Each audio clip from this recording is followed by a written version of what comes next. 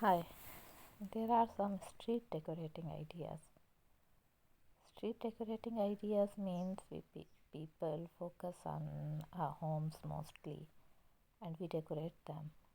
But here, the pictures which I'm sharing, here the people have decorated the area outside their homes, and mostly these are streets.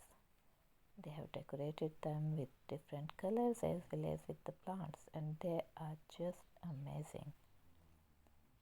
You look at them, so you will really enjoy them. See, they have so many flowers, plants. They have planted in the streets outside their homes, and the colors, different colors they have given to their houses. They have painted their houses in different colors.